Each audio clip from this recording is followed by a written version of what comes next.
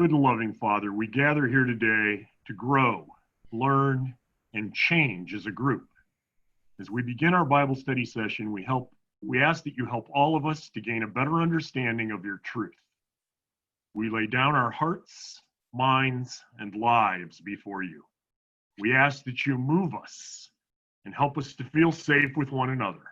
Help us feel safe to think, to ask for help, to question. Help us to share our life with you and grow in our knowledge of your word. We ask all this in your most holy name.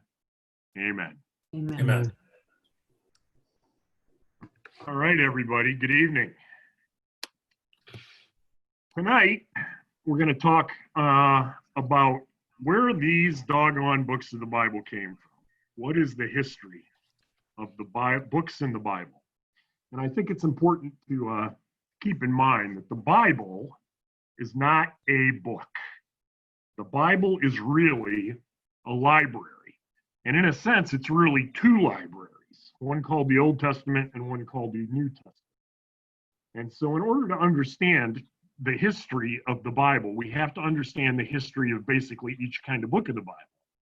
We have to understand where they came from, what the context was, that they were written in over thousands of years, separated by thousands of years, some of them, by different authors for different audiences. So let's start out with the first library, the Old Testament. Our Old Testament was based upon what was at the time of Christ considered to be the Jewish Bible.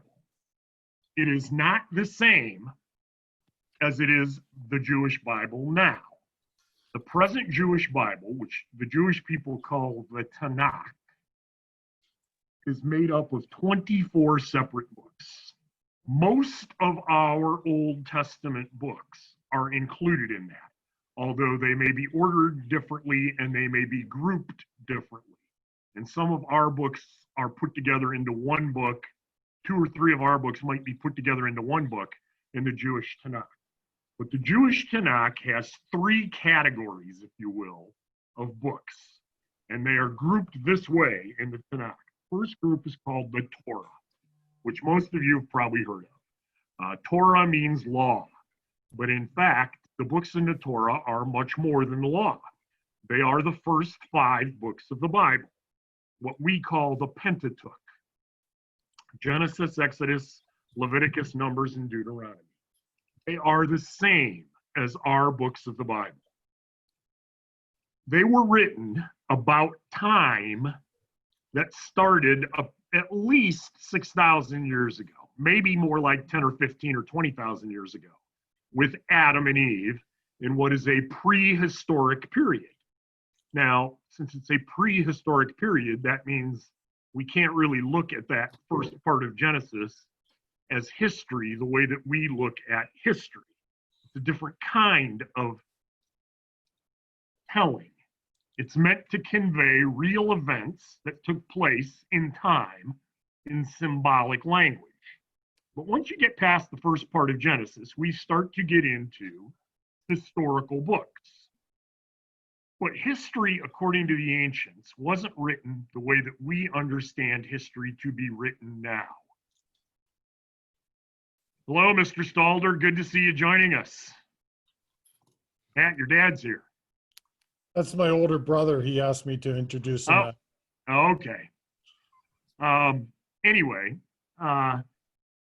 so when we talk about reading the historical books of the Bible, we aren't talking about reading books that would be like history books in elementary and junior high and high school.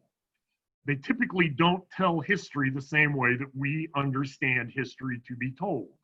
They're not specific in terms of dates and times and things like that, because the ancients didn't care about that. They were more interested in relating true facts in a context that made the point that they were intending to make in terms of what the roots of their people is. So you might, instead of hearing a story something like, well, in 1492, Christopher Columbus got on the Santa Maria and sailed across the Atlantic Ocean and discovered a new world. Instead, you might hear something like, well, sometime during the reign of Queen Isabella, and this guy from Italy got the Spanish leaders to finance a trip to find a way around the world because he thought the world was round. Turns out he didn't succeed in that, but he found a new land. Different emphasis, focusing on different things. The second part of the Jewish Bible is called the Nevi'im, and it's basically the prophets. It's divided into two sections, major prophets and minor prophets. Major prophets in the Tanakh, in the Nevi'im portion of the Tanakh, are Isaiah, Ezekiel, and Jeremiah. The Christian Bible also considers all three of them to be major prophets. The other 12 prophets are considered minor prophets in the Nevi'im, so it's divided into two sections. The Christian Bible sometimes considers another book of the Bible to be considered part of the major prophets, and that's the book of Daniel. But that's weird because Daniel doesn't really fit anywhere particular in the Bible very well. And the Jewish people put him in the third part of their Bible, called the Ketuvim, which is the writings. It's kind of like a catch-all. It's everything that's not part of the Torah or the prophets. And it includes three sections, what is called the poetic section, which includes Psalms, Proverbs, interestingly here, Job. They consider the book of Job to be part of the poetic portion of the Bible. Think about that for a minute. Then they have the second part of the Ketuvim, which is the scrolls, which includes the books of Ruth, Esther, Song of Songs, interestingly not in the poetic portion of the Bible, Lamentations and Ecclesiastes. And then they have this catch-all version in the catch-all part of the Bible called Other, which includes Daniel, Ezra, and Chronicles. Daniel has some prophecy in it, has some history in it, has a substantial portion. It's called apocryphal writing, which means about the last days, the end of the world, and the next life. So it doesn't really fit very well. Ezra has some prophecy in it, has some history in it, has some law in it. Chronicles is really the second telling of a good part of some of the earlier books of the Bible. And like Deuteronomy, a second telling is a difficult book to put a real handle on. It has a few different kinds of things in it. So that's the present day Tanakh. That's different than what the Tanakh was back in Jesus's day. Most of the present day Tanakh wasn't put in writing and compiled together into a continuous volume until around, according to most biblical scholars, around 600 BC.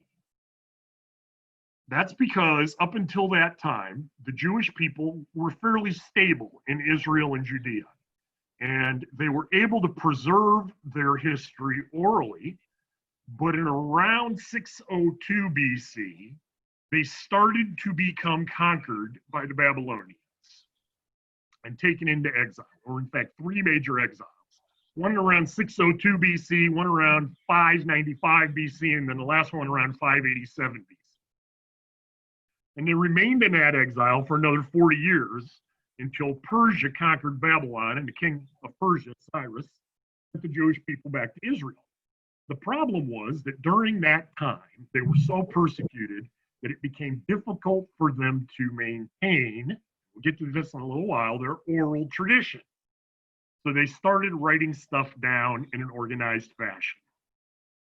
So, kind of prehistory from Genesis and history from the later parts of Genesis and Exodus that were, 2, 3, 4,000 years old were preserved up until around 600 BC in various forms other than a single bound book in writing by storytellers. We'll talk about that in a little while. By culture, by pottery, by art, by all kinds of different cultural aspects to preserve aspects of their history, which is all part of their tradition. We'll come back to that in a minute. All of the books in the present day Tanakh were written prior to about 400 BC. But there's 7 other books that were probably part of the Jewish Bible at the time Jesus lived that weren't written until after 400 BC. They were written between roughly 150 BC and 400 BC. And until recently, relatively, they were believed to have been originally written in Greek, not Hebrew. So at some point, a bunch of rabbis got together and said, well, they're not Hebrew, so they're not really part of our Bible. Now remember, earlier in this course, we talked about best biblical scholarship developing according to more recent findings and finds and archaeological and anthropological studies and so forth. Those 7 books of the Bible, which the Jewish scholars believed were written in Greek, not Hebrew, that were part of, we believe, Jesus's Bible at the time that he lived, because Jesus lived in a world that was Greek-speaking, were found to be part of the Dead Sea Scrolls that date to about 150 to 200 BC, and they were written in Hebrew. So it seems somebody goofed, and those books that they pulled out of the Bible because they weren't in Hebrew really were in Hebrew originally. So that leads us to now the Christian version and the Catholic version of the Old Testament. The Catholic version has always had those 7 books, plus additions to the books of Esther and Daniel that don't appear in the present day Tanakh, as part of our Bible. We have always maintained that they were part of the Old Testament and that Jesus probably studied them as part of his studies growing up. Well, in about 1500, this guy named Martin Luther came along and said, I don't like what those books say. I'm going to take a look at that. Wait a minute. The Jews don't accept those as part of their Bible. We're ripping them out. We're going to put them at the back of the Bible in an index, and we're going to call them apocryphal, meaning not authentic. We'll leave them in, but because they're kind of nice to read, but they're not really inspired books of the Bible. So that's why the Protestant Bible has 7 fewer books than the Catholic Bible, because Martin Luther, based upon Jewish scholarship at the time, decided that they shouldn't be in the Old Testament because they weren't written in Hebrew originally. But now we know they were. So that's the Old Testament. Interestingly, can we ask questions? No. Yeah, go ahead. What do the Protestants say about that today? Like, that's not a word. Dead silence on that topic. And most Protestants probably don't know that. I think that's probably true. Just the hierarchy that knows it. Yeah, I think that's probably true. Mm-hmm. And you know, what's also interesting from the Jewish perspective is, you know, around 150, 200 BC, the Jews fought a tremendous battle against the Romans at Masada. And there is a miracle that the Jews recognize, that they had only enough oil to light their lamps for one day. But miraculously, their lamps kept burning at Masada for 9 days. And they celebrate that miracle still today in a feast called Hanukkah, the Feast of Lights, which is in the book of Maccabees, which isn't in the Jewish Bible. So the Jews even recognize the historicity of some of these books. And Maccabees, First Maccabees, will be one of the books that we actually end up reading once we start getting into the Bible. But those 7 books, they're listed here on the outline: Tobit, Judith, Baruch, Sirach, First Maccabees, Second Maccabees, and Wisdom, along with some additions to Esther and Daniel, are in our Catholic Old Testament. This is why it's very important that you get a Catholic Bible. And we'll talk about more about that next week, about what Bibles to buy and not to buy. But there are 7 additional books in the Catholic Old Testament that do not appear in other Christian denominations' Bibles, along with additions to Esther and Daniel. So that's the first library that's in the Bible, the Old Testament. Second library. Jeff, real quick Yeah. question.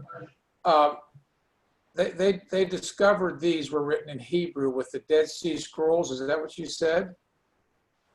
That's correct. They found Hebrew versions of them dating from about 200 BC, which is about when they were written. And the Dead Sea Scrolls were found in the 40s. What was the time frame of that? 50s. The 50s. Okay. 57 or 58, I think, if I recall correctly. So Jeff, you just answered the question then when our Protestant friends say to us, why do we have 7 more books in our Bible? Yeah, This is because the they answer. were in the Bible when Jesus was walking the earth, and we've now proved it with the Dead Sea Scrolls. Got it. Perfect. Thank you. Paul, you're on mute. Paul, you're on mute. Typically, they don't like to ask that question from my experience because they don't like the answer. Yeah, that's why the answer to Chris was dead silence. And it's the same way with on the Jewish side also. When you bring that up, it's like, let's talk about something else. How about the weather? Yeah, that's exactly right. But, and here again, as the very first thing we started out in this course is that the purpose of this course is to make you know, love, and practice your faith and with charity towards others, not to help you win arguments and get in debates. That's not what this is about. So, maybe they have the right idea when they say they don't want to talk about it. We can fight about these things among ourselves, but that's not an effective evagelization technique. I only Be willing to defend your faith when confronted on it, but don't use it as ammunition, I guess is the best way. Yeah, well, they don't ask the question, so you don't have to answer it. But I think that the reason why you need to know this is because Catholics do ask the question. Right. And they should ask the question. We should ask the question. That's exactly right, Paul. Well, the Catholics that are falling away, I mean, they need to know what they've left somehow. Yeah, and you know what? That's a good point, Chris, because the people who most often are going to confront this issue with you are fallen away Catholics who have joined a Protestant denomination and are going to confront you with it this way. Well, the Catholic Church added 7 books to the Bible, which of course is completely the opposite of what happened. All right, let's move on to the New Testament here. The second library, and I think it merits pointing out that as Catholics, we recognize that Jesus wrote nothing that he left behind. As far as we know, Jesus was literate. We know he was writing in the sand at one point when he was confronted with the sinful woman, and he wrote something in the sand, and all the rabbis ran away. We don't know what he wrote. It isn't preserved to this day. We know he could read, because he stood up in the temple and read from the scroll of Isaiah. So Jesus was literate. He could read. He could probably almost certainly write, but he left us nothing in writing. He was Jesus. If he thought that it was important for him to leave us a Bible, don't you think he would have done that? But he didn't. Instead, what he left was a church with successors and authority to appoint their successors. And the Bible is a tool of the church which predates the Bible. None of the New Testament was written, none of it, until at least 25 to 30 years after Jesus rose from the dead, and ascended into heaven. Yet the church existed for that time. And then the part of the Bible that was first written was not the Gospels, it was some of Paul's letters. Paul's pastoral letters are the chronologically, Paul's pastoral letters were the first part of the New Testament that was written. And Paul says in one of his pastoral letters that we shouldn't add to Scripture. But the problem is, most of the New Testament wasn't written when he wrote that.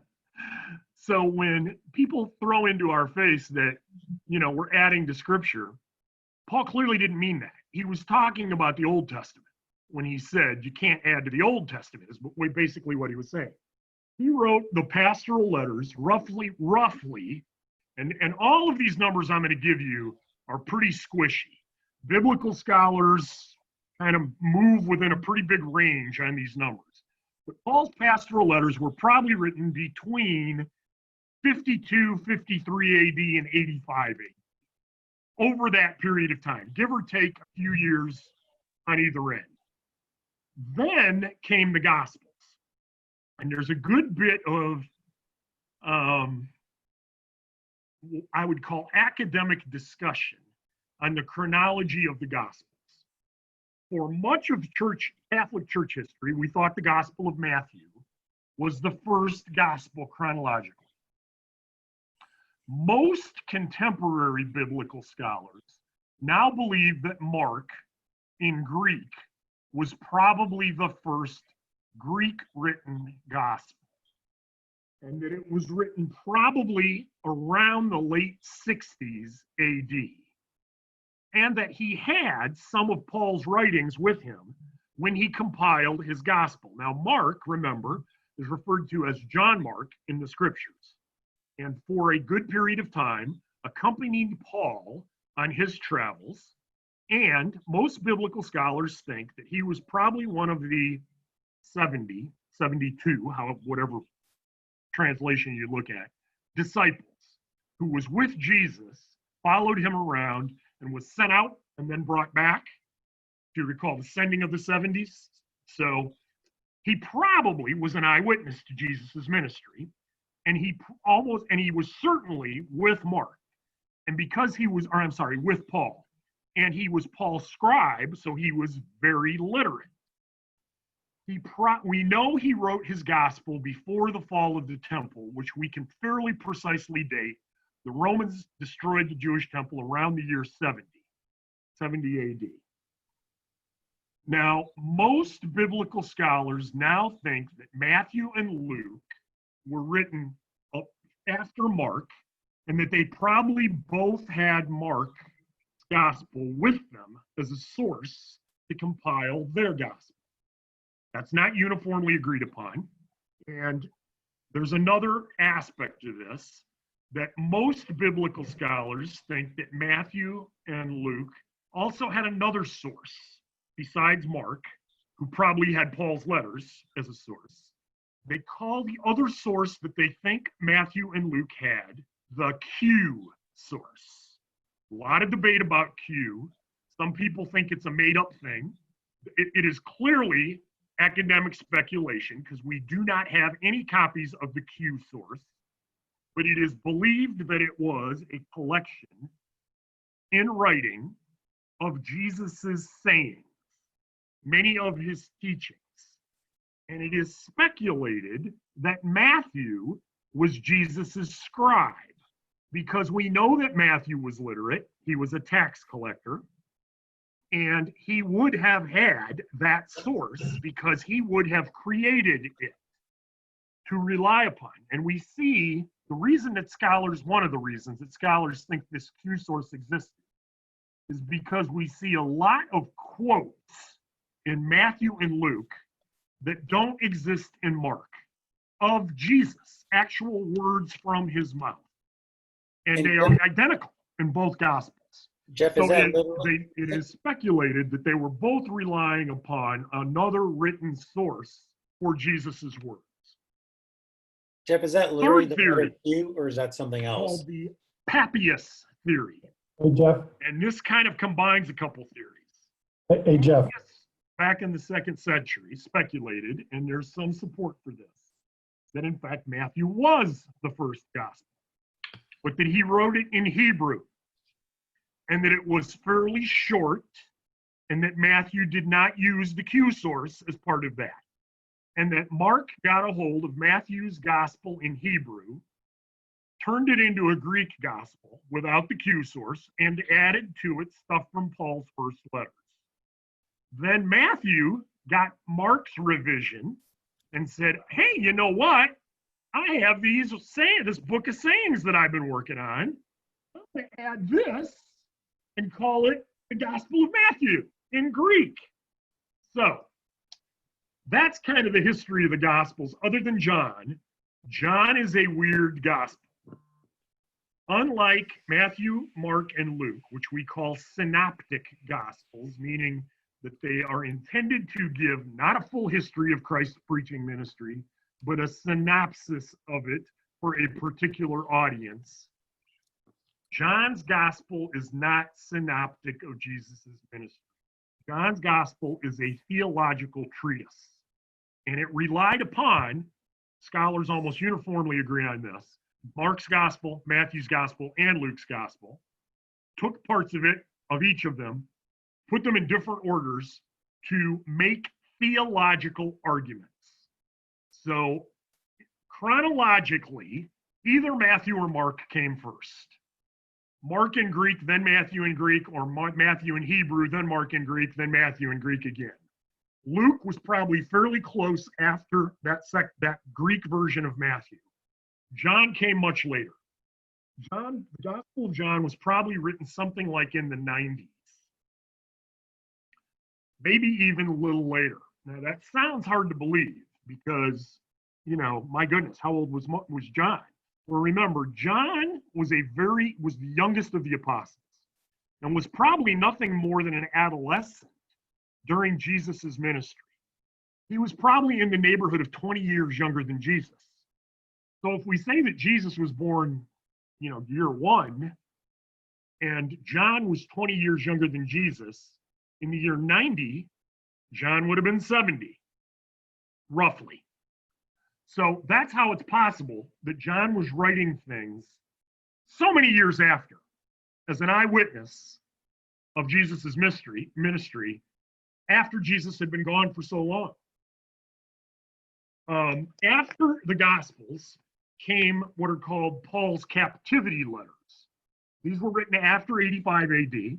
They were probably written around 85 AD, 86, 87, right around the time that Paul was executed. And they were written by Paul from his prison cell as he was awaiting execution. And that was the end of Paul's writings.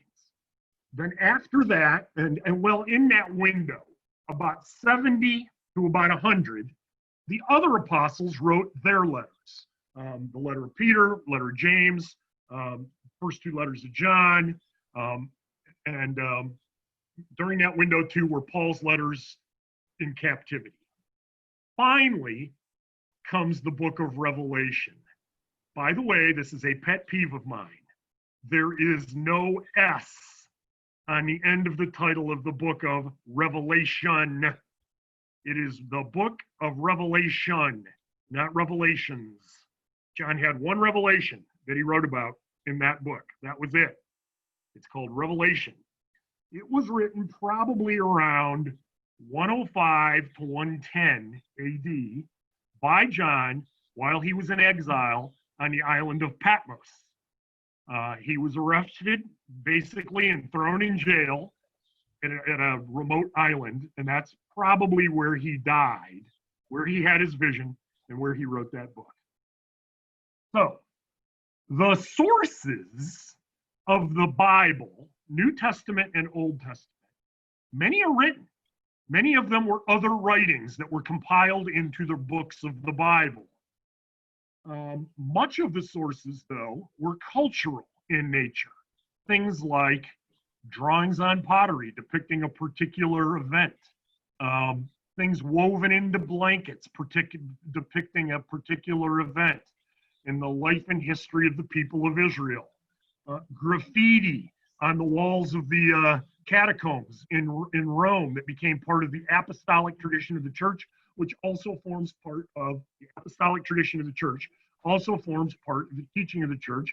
And the Bible only exists because of the apostolic traditions of the church. So, and of course, relating things orally in group settings, particularly the New Testament Bibles were initially related orally at Mass. The reality is, and we're going to talk about this next week when we get into the books, why certain books are in the Bible and others are not, called canonicity. The reason the books of the Bible are in the Bible is because they were read by those early Christian communities at Mass. That's why they're in the Bible. We don't read them at Mass because they're in the Bible. They're in the Bible because they were read at Mass. They are liturgical books. So we have eyewitness testimony, we have oral retelling, we have cultural influences, all create what is in a general way known as apostolic tradition, sometimes shorthanded as oral tradition. And that's where I want to end up today. We've got about 25 minutes. I want to talk for just a few minutes about the two articles that I gave for you to read. I know they were dry. I told you that last week. They're both academic pieces, but I think that this topic merits an academic discussion because it's one that we have to have a good understanding of to grasp what we are reading when we're reading the Bible from a historical perspective. So I'm going to start with the second one, the one that I told you you should read second. And that's the one that was written by the graduate student at in Nigeria. And I'm going to do it first because there's only a few points that I want to make from it. I think he makes three very important points. The first one, he synopsizes this way. There's been considerable opposition to the use of oral tradition in historical writing, mostly by European writers and non-European writers who were trained in Europe. In South America, in Central America, in most of Asia, in the Middle East, in Africa, we have what are still today called primitive cultures. I don't mean that to be a derogatory term. I mean that they are cultures that do not rely primarily upon written records like we do. And we, European descendants, which is most of us on this Zoom call right now, are racist, elitist snobs. That's what he's saying, that nobody else in the world questions the use of oral tradition as the basis of history, except you European descendant and European trained academics, because you think your way is the only way. And guess what? Your way is not only the only way, it may not even be the best way. In fact, in our second article, which we'll talk about in a second, one of the footnotes is an entire piece making the argument that, in fact, oral tradition is more reliable than written history, because written history is written by the victors, and they can put whatever biases they want into the written history, and they have no double check, unlike oral tradition, which has a double check. We'll talk about that in a second. The second point from the article from the gentleman from Nigeria is that oral tradition has been a universal form of historical consciousness up until civilization started using written materials extensively in what we considered the civilized world. Oral tradition was the way that history was passed on, even in those civilized societies, places like Greece and Rome and Israel. His final point is that oral tradition doesn't mean just, I tell my son tells his son, I die, my grandson tells his son, his grandfather dies.